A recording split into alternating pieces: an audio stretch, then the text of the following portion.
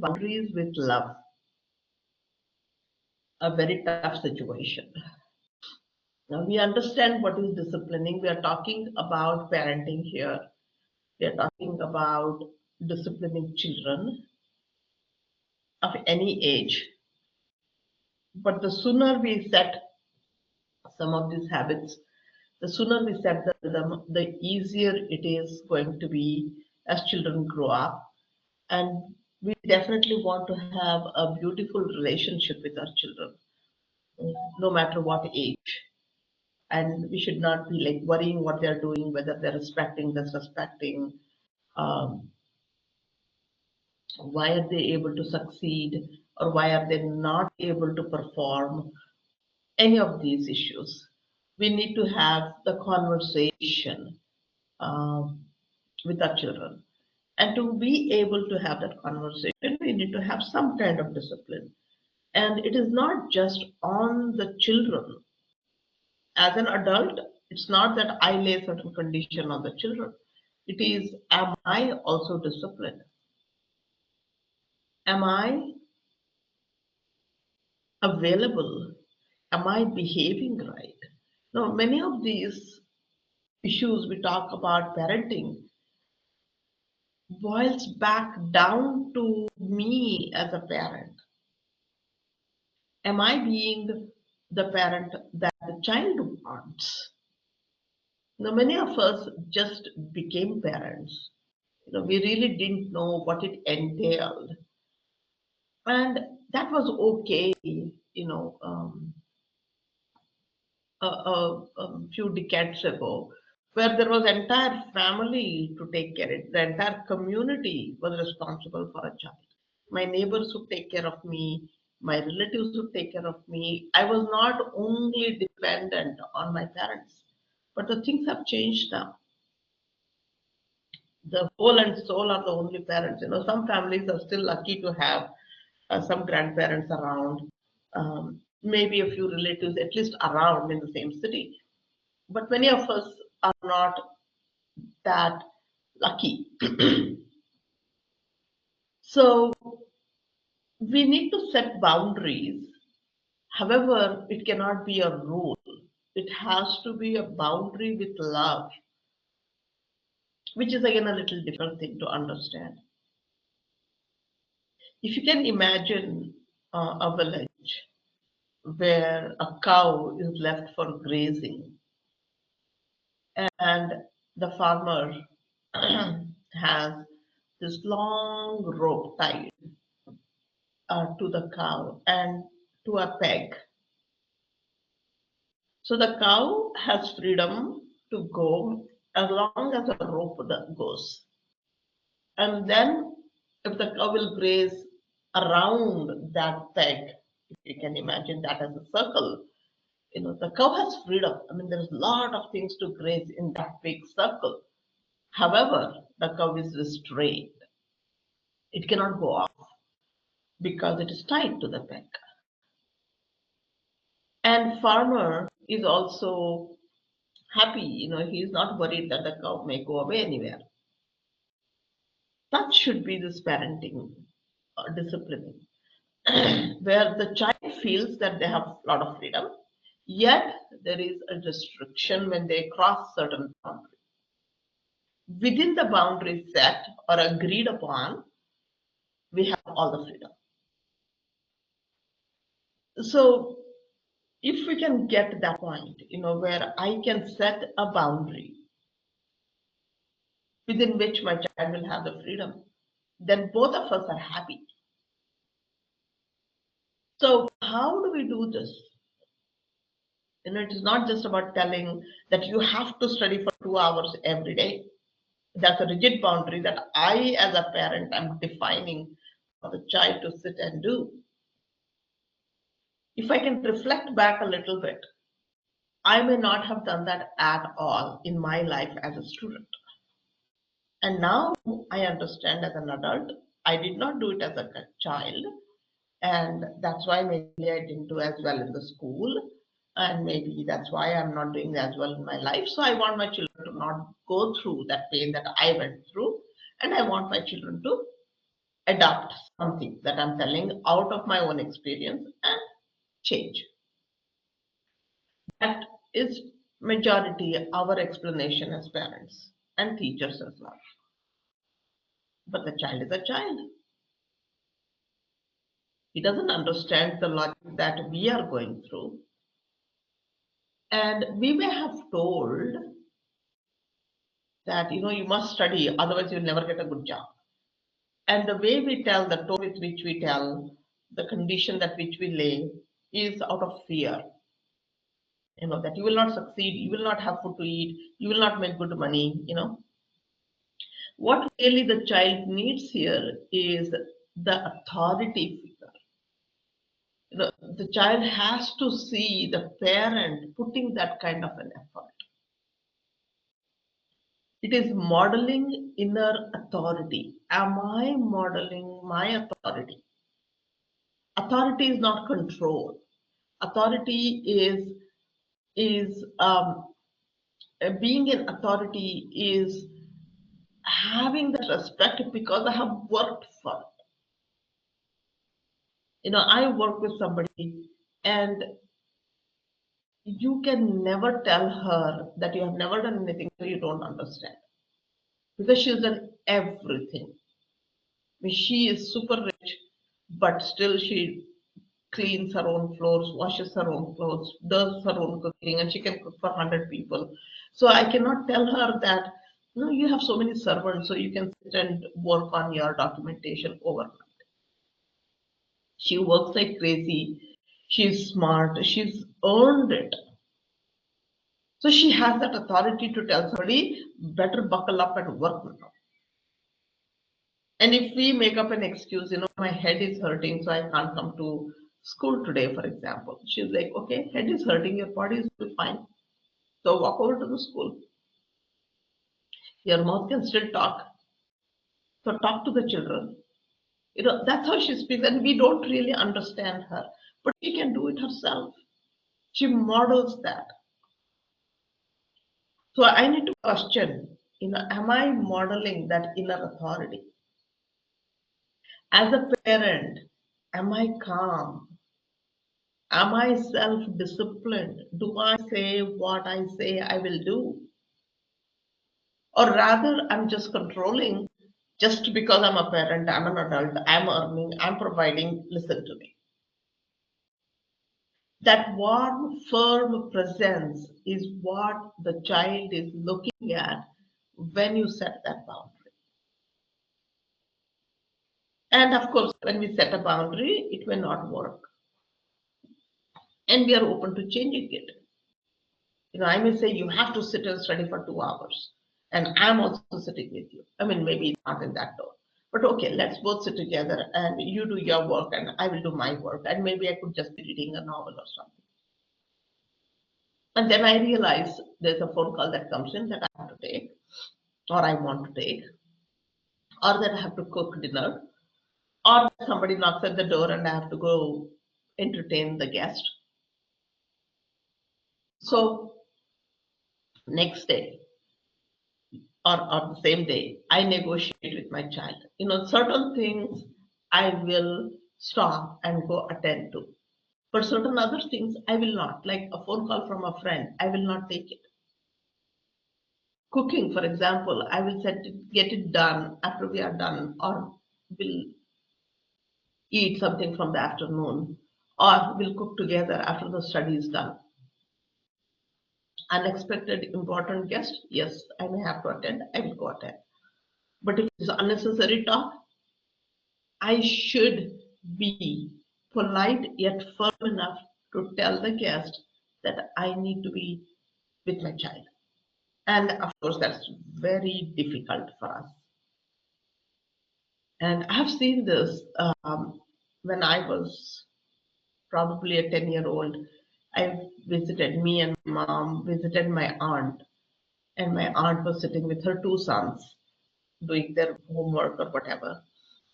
So we barged into her house, and she said, please sit another 30-35 minutes. They'll be done with their work. They will go to play. Then I'll attend to you. And Obviously, my mom was not very happy.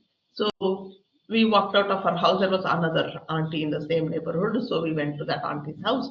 And happily, my mom was talking to her about how my aunt had disgraced us, ignored us, and how her children became so important for her, and my mom was not important enough. And all the talking happened for 35, 40 minutes. And then we came back to my aunt's house. And yeah, something like this community does not understand. But we are doing whatever we are doing for our children.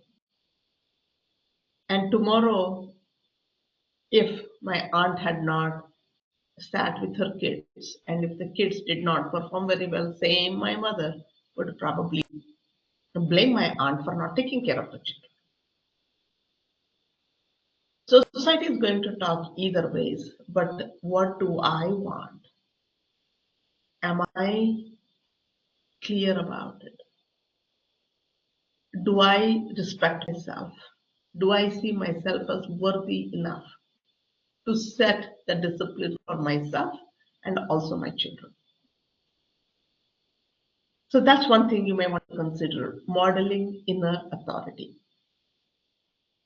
And just to master it, it would take very conscious practice. But what I'm trying to bring forth here is that it's not that I have to blame children for not listening to me. It is our responsibility to ensure that we create an environment in which children will want to listen to. Children do want adult support. They want us to be there to help them understand life. But when they see us not approachable, they give up on us. And that's hard reality, unfortunately. And if I can even get a feeling of that, we would begin shifting. And then second point that we have to understand is the developmental stages. Children behave differently in each of the development stages. According to Rudolf Steiner, whom I follow in his anthroposophical work, is the child developmental stages are in 7-year cycles. Birth till about age 7, and 7 till about 14, and 14 till about 21. So birth till 21 is considered as childhood. Children are still developing in various faculties until they are 21.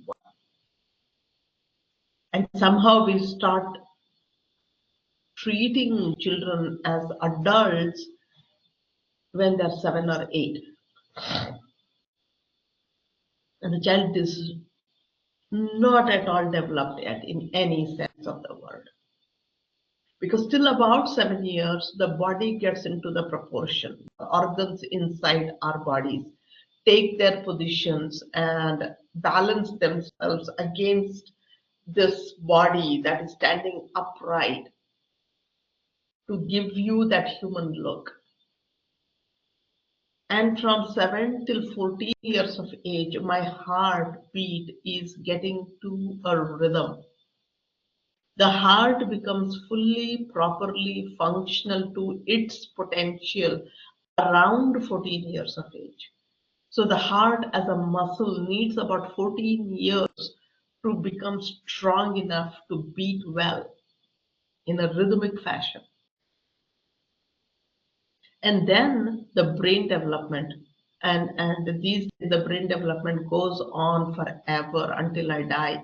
But majority of the decision making, risk taking, able to think properly, all that happens after 14 till about 21. If I did my first stage properly, the physical development of the child, giving lots of movements and activities to the children when they were young, when the body is in a proper shape, that is when the emotional development, the heart rhythm develops properly when the child is in the second stage of development. It is very much like, if I have headache today, I can't be myself. I can't talk to you well. I will have a sad face. I will be not wanting to eat or enjoy with the company, because there's some ache in my body. So similar thing happens with children when we don't allow them to develop physically properly in the first stage. They are not completely in their body yet. Plus, in the second stage, around age 9, the puberty kicks in. There are a lot of hormonal changes that makes girl a girl and boy a boy, and there's a lot of confusions children go through. And who will they tell this to? They cannot tell it to the teachers. Most of the time, teachers don't have time. They cannot tell it to parents because parents don't get it. Who do they go to? So they stuff inside or go to their friend, somebody who listens to them, which is typically someone who's not going to be helping them. That is when we have a positive discipline. I understand that children may be little dreamy like in the second stage. I understand children are very active and playful and do not want to sit and study, write their homework in the first stage. And I know that after 14, children want freedom. They want to explore, take risks, make mistakes. When I know it, then I'm not hard with the one rule that I put before them. Then it's just a discipline, not a positive discipline. I need to understand the developmental milestones and the requirements at each stage. See, we understand that with everything else, right? What is visible to us, we understand. We won't let 5-year-old child carry a 10 kg suitcase. We know the child is unable to do that. But when it comes to academics, when it comes to behavior, we assume the child should know because now he's demanding that he will wear this particular dress only. He's demanding that he wants this particular toy for his birthday. So we think he's all grown up now. He may be just imitating somebody.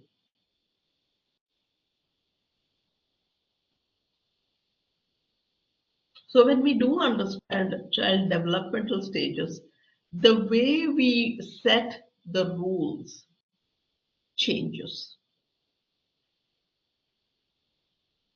And when children misbehave, we understand. Like I said earlier, children until about age 7 want a lot of movement. So you cannot ask them to sit, don't touch that, don't go here, don't do this. No, make your home child friendly. Don't visit people's home as much where you have to restrict the child. I have a friend who comes from some princely family from Rajasthan, and she has a beautiful home in Bangalore. She has this expensive crystal figures, dining set, cups and saucers and vases and standalone, you name it, she has it in a very exquisite, very expensive, very delicate, but all over the house, even on like a side table at the entry of her house, she has displays of this. And she had a very young son at that time. When I visited her home, he was probably 2 year old. And outside the home, she had created this little patch where the child could go play cricket. Very small patch, maybe 2 foot by like the size of a balcony, for example, 2 foot by 10 foot or something like that. And when the child was inside the house, he had to move around very delicately. This is something a child cannot do. But she managed. She managed and she trained him well and whatnot. And I met him just a few months ago. He's in sixth or seventh grade now. Very smart boy, but you could see he's very rigid. Rigid in the sense, um, fearful, careful about everything. He's not himself. You see, sometimes the street children, the way they have grown up, they speak so openly, so confidently, so directly to you, and also take failure so easily, enjoy every small thing so happily. You don't see that in this child. He's very polite, very well behaved, very nice, but somewhere within he's shelled, cooped up. So we don't know what is that fine line. We need to find out for each of us. It's your family, it's the culture, it's the city, it's the status that you come from. A lot of external conditions also matter. But if I can, as a parent, understand the developmental needs of the child and provide that, then child will achieve the potential that he or she can achieve.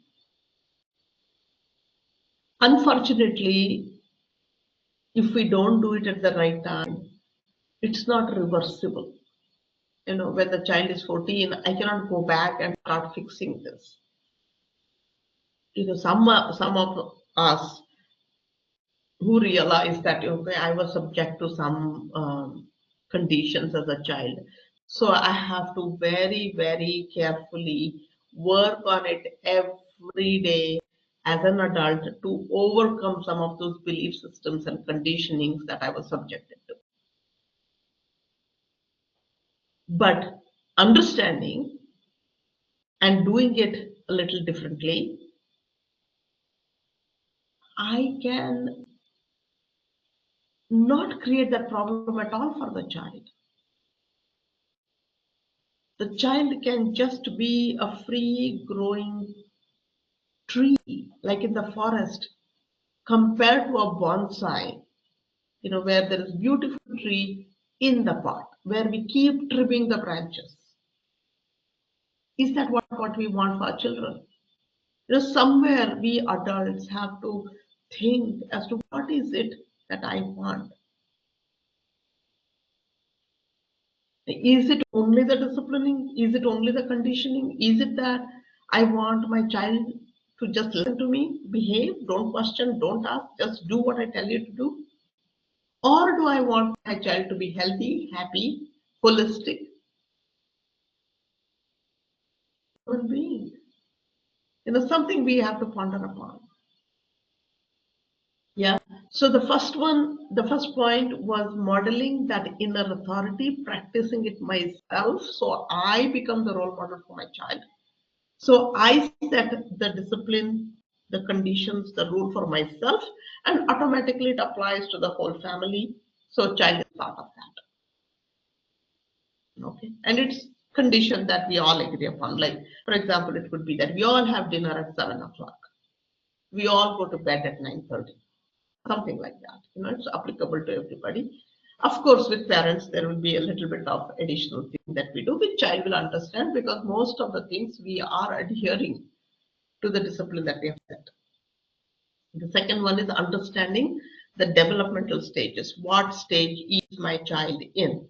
What is appropriate discipline policy that I need to apply for that child? I cannot apply one rule for everybody. If I have 3 children in the family, one is 5-year-old, one is 9-year-old, and one is 18-year-old, there cannot be one rule for all of us. However, 18-year-old understands that I need to do certain things because I have 2 younger siblings, and the 5-year-old understands, oh, he is grown up, so he has certain privileges, and when I grow up, I will also have that privilege. So we understand that, and that's the culture I need to build in as a family, and that is when it becomes the boundary with love. And one of the ways that you could do this is by having a rhythm in the family. We talked about this a little bit last time as well. Having a rhythm, having some predictable set of activities that we do at home. As simple ones would be like every Saturday we go to the temple. Every Sunday we go to the vegetable market. Every month, every last Sunday we go for a movie. Every summer holidays we go on a 1 week vacation. Every Diwali is the only time when we buy new clothes. Just because there's a great sale happening right now, I will not go buy it. So there are certain rhythms that we have to follow as family. When we set that rhythm, we automatically have reverence and gratitude. Children must see us respecting others. If you generally observe, we are so much involved in defending our own actions. So I have done something, the only way I can justify what I did was to put another person down. And if children are exposed to such environment, obviously they are not going to be authentic. They cannot be themselves, and all of us are suffering because of that. We are so afraid to be authentic. We're so afraid to be ourselves. We have to hide. We have to make excuses. And that is when there is this random disciplining that comes into picture where child does not understand the rhyme or the reason as to why you set something up. It just comes randomly, goes randomly. There is going to be no love, no respect, no trust. So if I have a certain rhythm in my family, I mean, some families are beautiful. I've seen another family, she has menu for the day defined for each day. And it runs over 2 weeks though. So every Monday, first Monday is whatever, and that will repeat 2 weeks from today. Because every 2 weeks her um, the food chart repeats. And she will be done with the cooking by 8 a.m. Breakfast, lunch, dinner, all done. So for to do that, she has to wake up at 5. No matter who will visit her home, whatever it is done by 8 o'clock. So if you are, someone who wakes up at 9 o'clock, then you will have cold tea and cold breakfast. I'm sorry, that's her rules, that's her house. But then 8 o'clock she's done, she's free for rest of the day to do what she wants to do. And typically people, I have heard many people complain about her as well. But after some time, they really appreciate her because, if you visit her home, if you wake up at 9 o'clock, everything is done. You can just sit and play cards, watch TV happily, not having to worry about what to do next and all of that. So people who visit her on a holiday get a true holiday. So if we can practice this regularly, setting up of a rhythm and having gratitude to everything that we use, everything, from food to coffee to water to electricity, that has to become part of me, gratitude.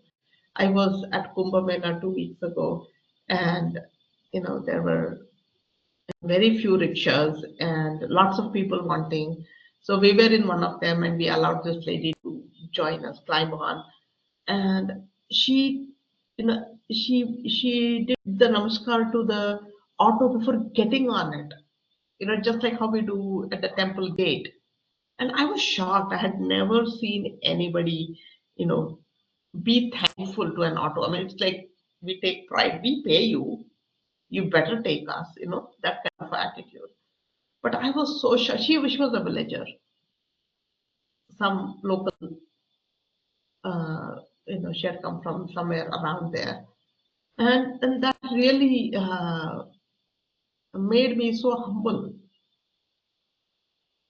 Gratitude for every small thing that you see.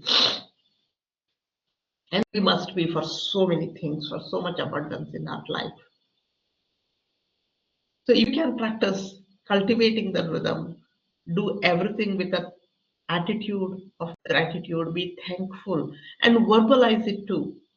And understand which stage of development is your child in, understand the needs of the children in those stages, and accordingly set some rules which the whole family, by large, the whole family follows it.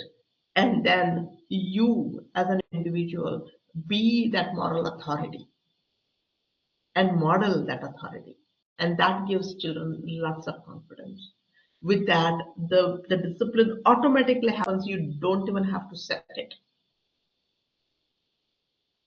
And once you have established that, we are just free individuals who are allowed to bloom when it is right time rather than forced ripening. I have that free space around me to express and grow. No pressure. Obviously, there will be a lot of respect for each other and love for each other.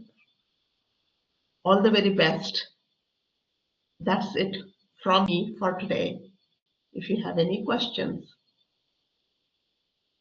please do ask.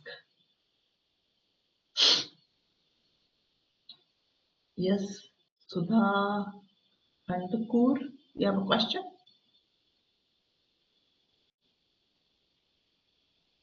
Akshata Kulkarni. Yes, ma'am. Gauri Kulkarni, ma'am. Yes, ma'am. Yes, ma'am. I have one question like, how do we balance love and discipline with our children, ma'am? If we love them, I feel that if we love the children, we cannot give the discipline boundaries or something. And if we make them disciplined, we cannot love them. So, how we can Yeah, balance love and discipline, ma'am? yeah, good question. What is love according to you? Means whatever we express to our children, ma'am. Okay, and what is discipline according to you? Means as you said that we make some boundaries like you have to listen to me, you have to obey me. A set of Yeah, disciplinary rules, rules like thing, ma'am. right? So the both words are misunderstood here. Discipline is also misunderstood. Love is also misunderstood. Yeah. So Yes. discipline is not a rule. We agree to do it lovingly. We agree to do it together. If I say that you have to sleep by 9 o'clock, the way you say it, the way you enforce it on the child becomes like a discipline. Okay. So when the child is in your control or the child is young, they appear to accept it, but when they go to the bed, they will probably not sleep. They will roll, toss, make up excuses. They'll get up, oh, I have to drink water, I have to go to the bathroom, whatever. And then you're getting angry because they're not following your rules.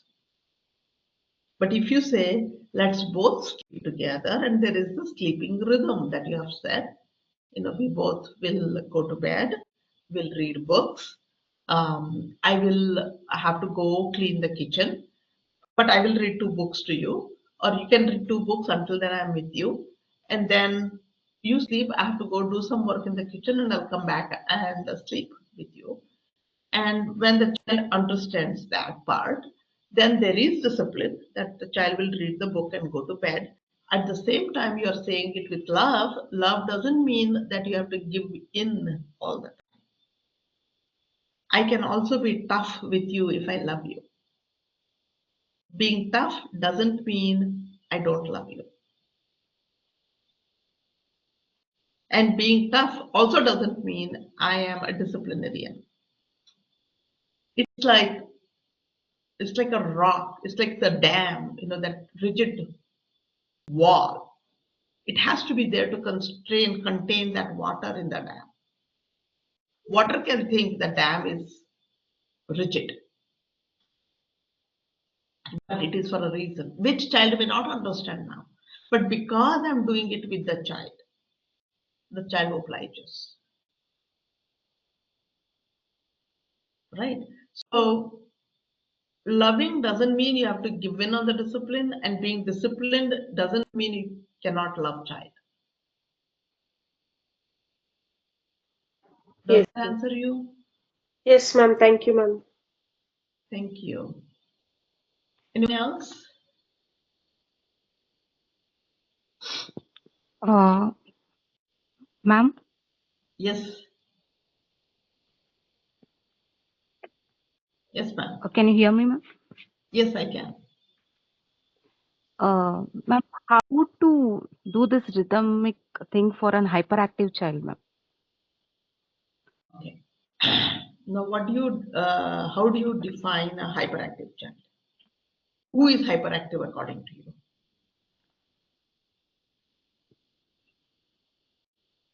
For me, Just, it's like someone who cannot sit at one place and is always bored of one thing. yeah, yeah. And how old is the child?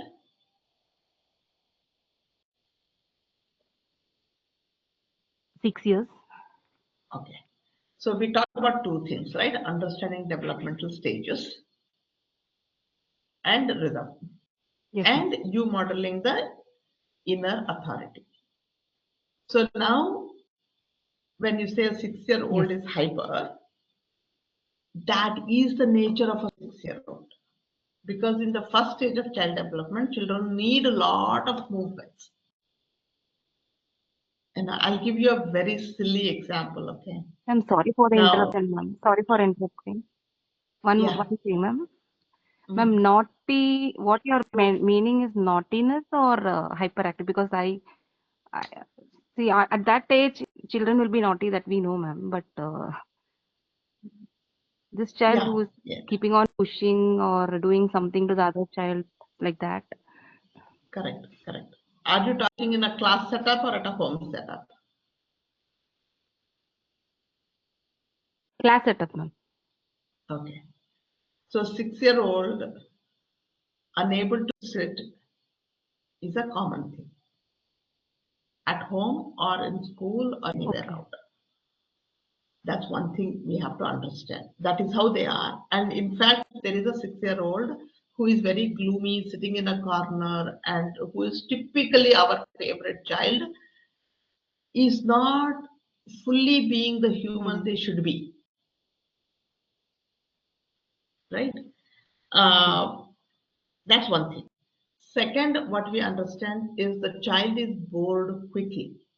What we are doing for the child, with the child, isn't engaging him enough. So there is a cue. I do Mhm. understand in the class that if you have 30, 40 children, it's very difficult to keep everybody engaged. I understand that. But understanding this particular child is that the child gets quickly bored because he either understands it or he does not understand you and he doesn't know what to do with himself. And they start moving around because the need is to move, they just get up and move. And even if they don't move, Mhm. they'll move their arms, they'll kick their legs, they'll shake their legs, they'll push something, they'll drop something. That will go on happening because there is a need for movement. Okay. You get that much? Now, Yes, how do ma'am. we Yes. address it? How do we fix it? Is when you have a fast moving rhythm in the class, where all children will automatically, Mhm. beginning, they stand up, they clap, they sing something, they sit down, they write one word, they stand up again, they talk something, and they go back to read something, and you keep changing these set of activities in a rhythmic way. For example, as soon as you walk in, everybody has to be reciting a poem for you or telling the tables or something. And then they have to be raising their hands and clapping 3 times. And then they sit down and they write 3 words that you have written on the board. same sequence of events has to happen every single period. Then the child gets into that rhythm. There is Okay. an expectation of what is going to come next. So he doesn't have to wonder. It's like Okay. when you're traveling, you go onto a station, they say train is late, and they don't tell you where the train is. There is no rail app available to map that train. You'll be so uncomfortable, right? You don't even, if you have to go to the bathroom, you don't even know if the train will arrive. So let's say there is no announcement system, there is no information at all. So you become so anxious as an adult. But when there is this rail app, when there is this announcement going on, oh, 30 minutes late, I can see in the map that it is still in Belgaum.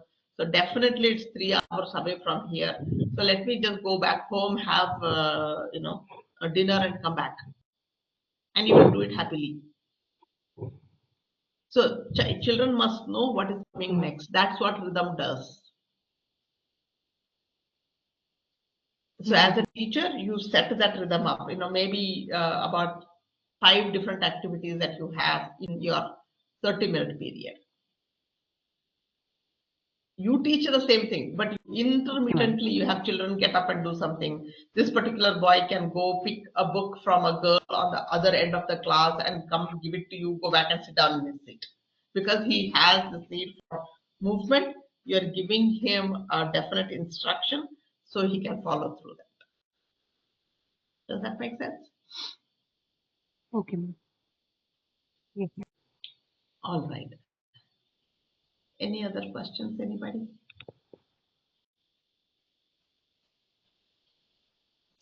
All right.